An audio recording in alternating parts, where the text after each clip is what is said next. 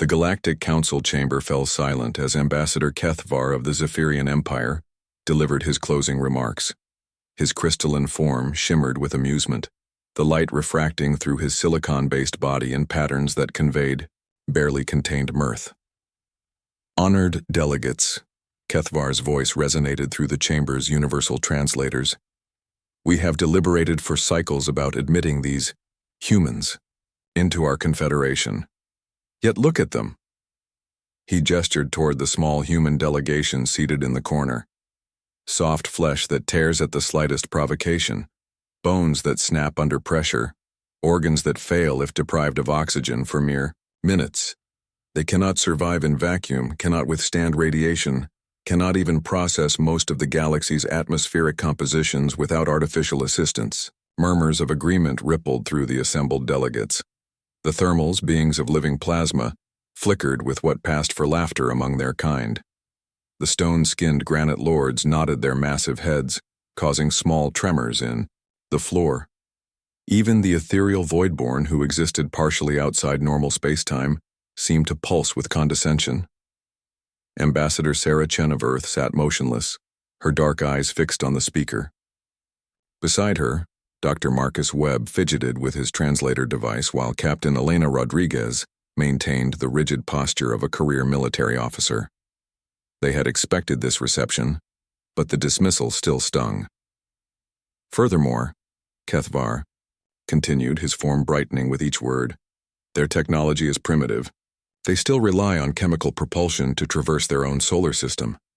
Their computers process information at speeds we abandoned millennia ago. Their weapons are crude projectiles and explosives. What possible contribution could such a fragile, backward species make to our advanced civilization? The thermal's representative, a being of pure energy contained within a magnetic field generator, spoke next. Its voice crackled like solar flares. We have observed their conflicts. They wage war upon themselves with shocking brutality, yet cannot survive the very environments that serve as playgrounds for our younglings. The vacuum of space, the radiation near stellar cores, the gravitational fields of neutron stars, all of these are lethal to human physiology. Ambassador Chen finally stood, her movement drawing the attention of every delegate in the chamber. When she spoke, her voice was calm, measured, and carried the weight of conviction. Honored delegates, you speak of our physical limitations as if they define us.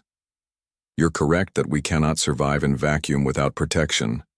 That radiation burns our flesh, that extreme gravity would crush our bones. But you make a fundamental error in your assessment. She paused, allowing her words to settle before continuing. You assume that survival is about the strength of one's body. We've learned something different. Survival is about the strength of one's will. Kethvar's crystalline form dimmed slightly, a sign of confusion among his species. Elaborate, human. What relevance does will have when faced with the fundamental forces of the universe? Chen smiled, and there was something unsettling about the expression. 3 months ago, one of our research vessels, the UES Prometheus, was studying the gravitational anomalies near the black hole you call the Maw of Destruction. Something went wrong with their dimensional stabilizers. The chamber grew quieter, if such a thing were possible. Even the Voidborn, who rarely paid attention to physical space events, seemed to focus their attention. The ship was pulled past the event horizon, Chen continued. By all known physics, human and alien alike, everything aboard should have been compressed to a singularity.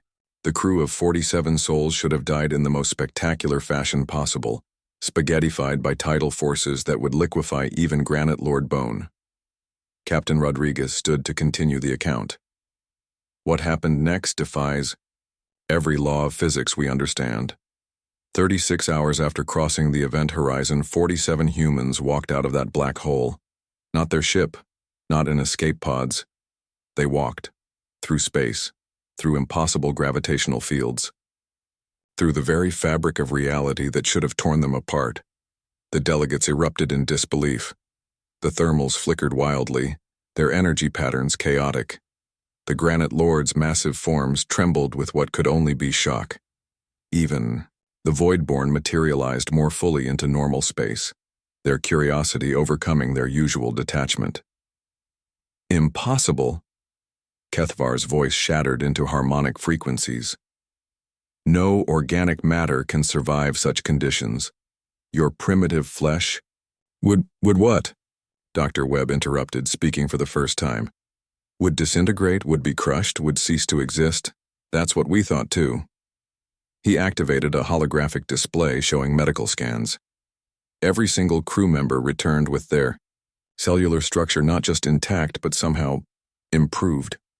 Their bone density had increased by 400%. Their neural activity showed patterns we'd never recorded before.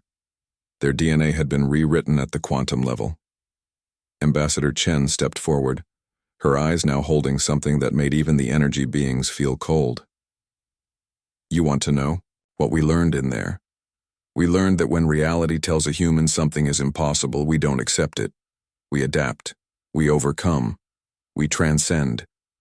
She gestured to the holographic display as it shifted to show footage of the crew's return. 47 figures glowing with an inner light that seemed to bend space around them, walked through the vacuum as if it were a gentle breeze. They moved through radiation fields that should have killed them instantly. They traversed gravitational wells that should have compressed them to neutrons. Our bodies are fragile, yes, Chen said, her voice carrying across the stunned chamber. But our spirits are not. When faced with the ultimate impossibility, surviving inside a black hole, we didn't just survive, we evolved. In real time, at the cellular level. We became something that could exist in that environment because we refused to accept that. We couldn't. The Granite Lords were the first to speak, their deep voices shaking the chamber. This changes things. If humans can adapt to survive inside a black hole, then what other impossibilities might they overcome?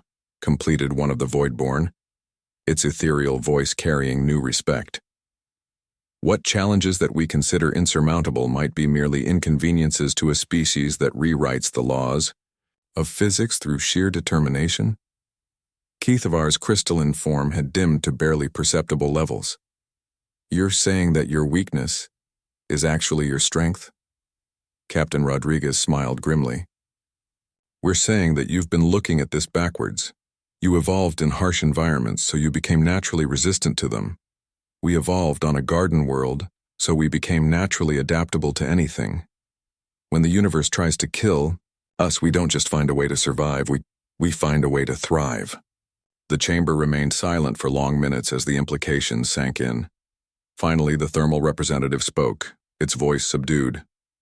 The motion to admit humanity to the Galactic Confederation, I moved to fast-track the application. Seconded, rumbled the Granite Lords in unison. Agreed, whispered the Voidborn. Ambassador Chen nodded graciously. We accept your welcome, and we look forward to showing you what other impossibilities humans can make routine. As the delegates filed out, many glanced back at the human delegation with newfound wariness. They had laughed at humanity's fragile bodies, never realizing that fragility could be transformed into the ultimate adaptability through will alone. The universe had tried to kill humanity by throwing them into a black hole. Humanity had walked back out and asked what was next.